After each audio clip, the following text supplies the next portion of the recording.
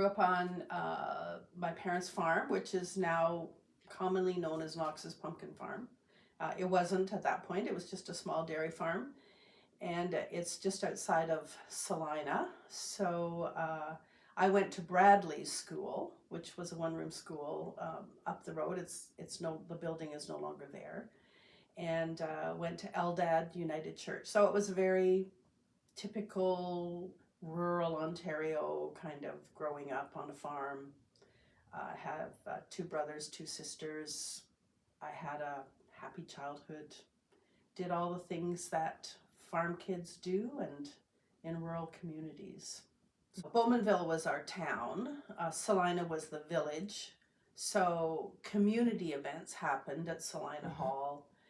I went to 4-H at Solina Hall, that kind of thing. But when we went to town, we went to Bowmanville. Okay. Well, there was a little store in Solina at the time that, in emergency, you might go there for something. But we grew up on a farm, so a lot of our food was, my mom had huge vegetable gardens, and we would kill our own cows and milk and all of that kind of stuff. So it wasn't that we needed the store so much, and of course we had mailboxes, so there was rural delivery. So I think the role that the village played, Solina Village played, was more social than needs, I guess. Yeah. So there would be dances and card parties and that kind of thing. So it was more of a social community than meeting other kinds of needs, which I don't know Solina so well anymore, but it has really expanded in terms of housing. There's nothing there in terms of a store, and I understand that both the hall and the church are kind of struggling because there aren't the volunteers, there isn't the community base to keep those kinds of things happening. So both my parents grew up in the area of the village, I guess it is, hamlet of Brome, which is now also kind of a nondescript little crossroads because that whole area was overtaken by the Pickering Airport expansion that didn't happen. But that's where my parents grew up, and then they moved in 1945 to the farm. My dad and mom bought the farm in 1945, and then their 2 brothers, my dad's 2 brothers, came as well. So you mentioned Marilyn Morowitz, she's my cousin. Okay. Her father was George, my dad's younger brother, and then in Solina, in the village of Solina, was my dad's youngest brother, Harry. So there were 3 Knox families settled in the Solina area. So I grew up with lots of cousins nearby, and yesterday at church, someone said, "Did you go to Courtice High School?" I said, "Yeah." "Well, I knew wasn't a Knox." "Yeah, well, that's my cousin." So there was that kind of really strong familial tie. My dad continued to farm. My Uncle George went to work in the motors. My Uncle Harry worked at Oshawa Wood Products at the time.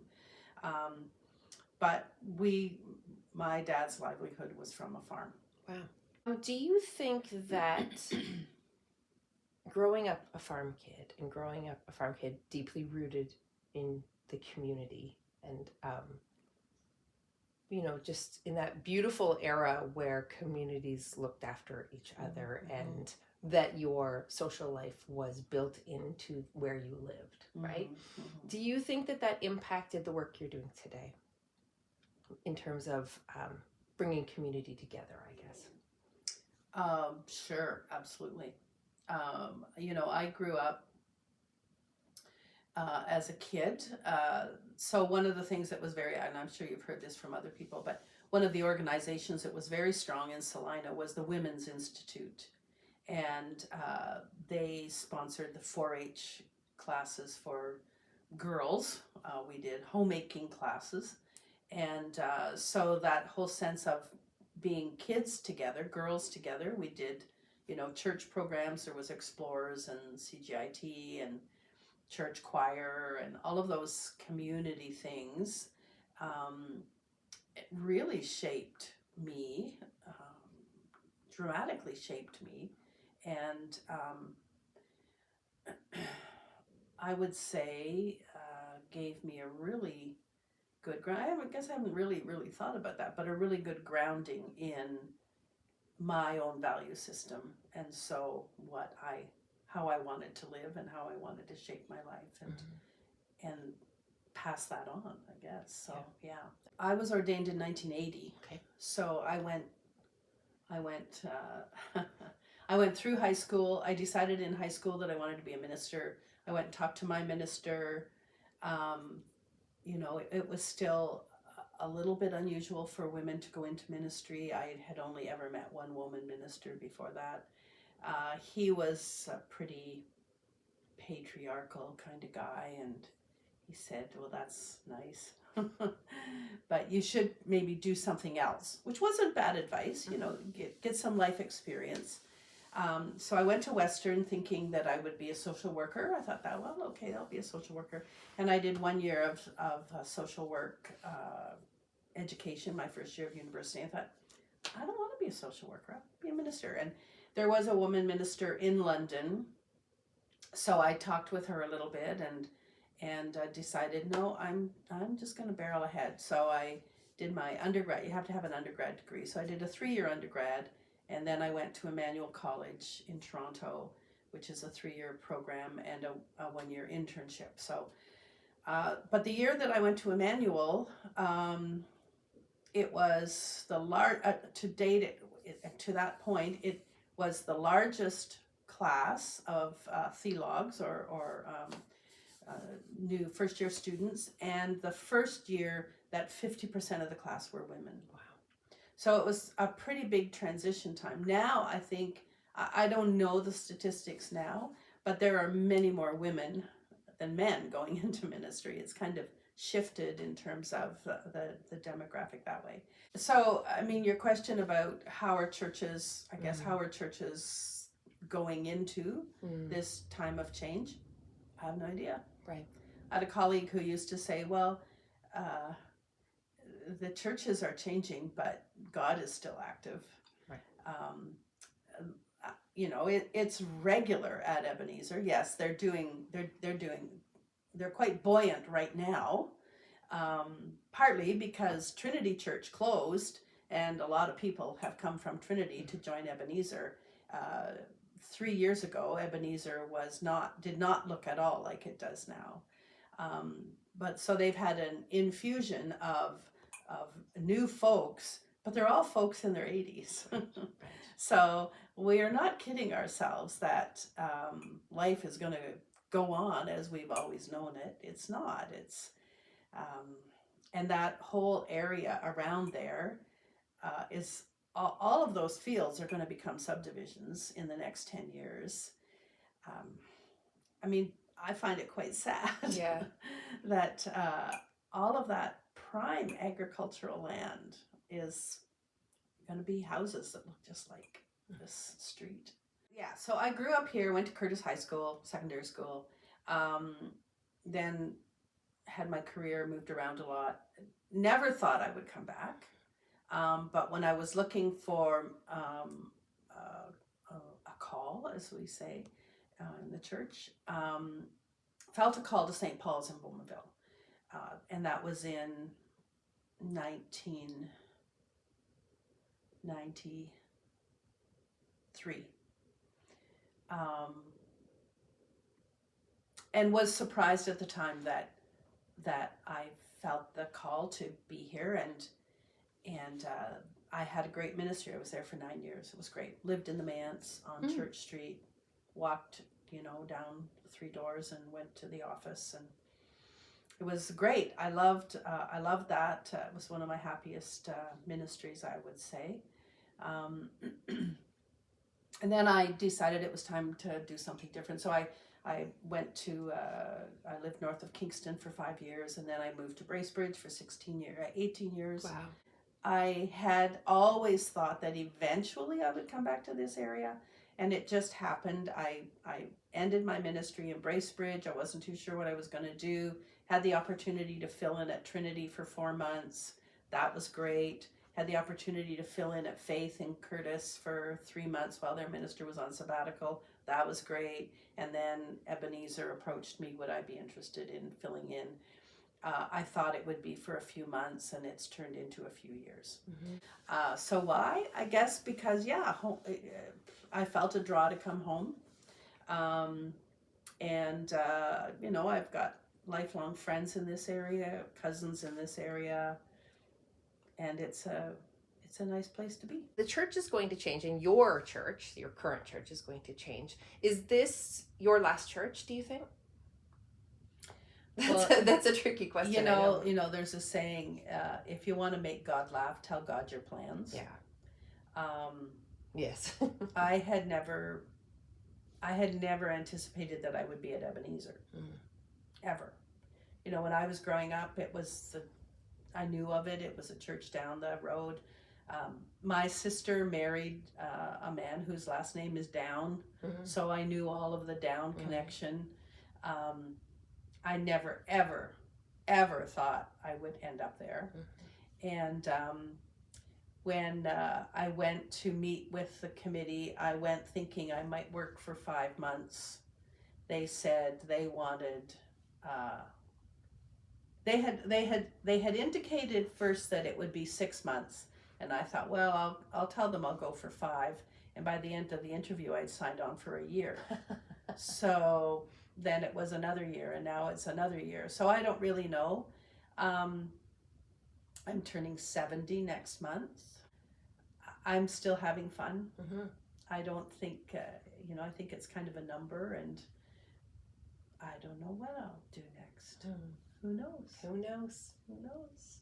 You know, on your Saturday trips to Bowmanville or whenever you would come in, are there places that you would love to go into one last time? Are there childhood memories of shops or stores or, spaces that you can't go into now that you still occasionally think like, oh, I'd like to go in there? For sure. Yeah, that's a good question. Rickaby's. I'm sure people have mentioned that. Yeah. Dykstra's, little grocery store. Those were a funny memory. I don't know if Dykstra's ran it, but my memory is that it was right near there.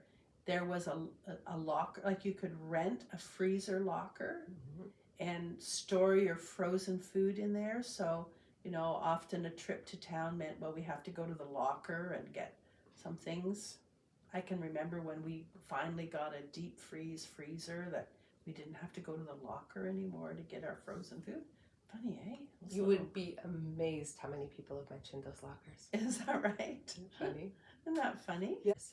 Carter's Bake Shop was always, those were kind of my mother didn't drive a car. So when we came to town, she had to do everything because Dad would sit in the car waiting for her to finish her shopping. So we always had to go to Carter's Bakery and buy buns, and to Rickaby's for any giftware she needed, and the locker to get, and then would shop around quickly in Dykstra's for a few kind of unusual Dutch food. We would shop, our grocery shop would be at the IGA. Those are fun memories. It's fun. And the bakery also, obviously, being one of the favorite memories, because what could be more impactful than being a kid at eye height with the rows of cookies right in those spaces and those pink meringues that they used to make. A cute little story that often gets told, and again, it kind of points to the changing of times. Apparently, when I was being born, and I was the 5th child, so it was kind of not so as exciting as sometimes. They phoned the doctor to say Mom was in labor and they were on their way to town. And reportedly, the doctor was at the hospital waiting, and when they finally got there, said, what took you so long? I've been waiting. And my dad said, well, I had to stop and do my banking. Because, of course, the bank was only open for certain hours, and he'd made the trip to town So he had to stop and do his banking on the way to town. I just think my poor mother sitting in labor in the car while Dad's in, doing his banking. That's right. That's a great My story. mom, so this is just kind of another little diversion that made me think of it. My mom did not drive a car. And so I can remember my dad had a stroke when he was in his early 60s. And we came to the hospital. I was in university, so I brought her to the hospital. And the doctor said, well, he's had a stroke. And so we got in the car, and my mom said, I have to pay the oil bill. And I said, okay, well, we can, where do we go to do that? Well, she knew where we went to pay the oil bill. And she said, but I don't know how to write a check. So that was a pivotal moment for me to say, I will never not know how to do those things. And she didn't drive a car. She didn't know how to write a check. Because she was a woman of her generation, and my father was a man of his generation, she didn't need to know how to drive a car. Right. She didn't need to know how to write a check. Until she did. So she got her license when she was 65 years old. She started doing all the business that needed to be done. So that was like a really important transition time. My siblings, of my 5 siblings, because I was the youngest, my sister became a teacher, my other sister became a nurse, my one brother went to Kemptville Agricultural College, then later in his career realized he had to get a degree, so went to Guelph. My other brother went to work in the motors. By the time I came along, because I was quite a bit younger than the others, it was just assumed I would go to university. So that was a real changing time for young women. My high school class, many of us, it was just assumed we would go to university. That was not the case for my older sisters, who were 12 and 14 years older than me. So yeah, it really was the sweet spot. When I graduated, I would get a job, I would have a benefit package, I would have a pension plan. The women from my sister's decade did not have any of those things. Now, I don't think that they had a terrible life, but my life was shaped quite differently because of those things.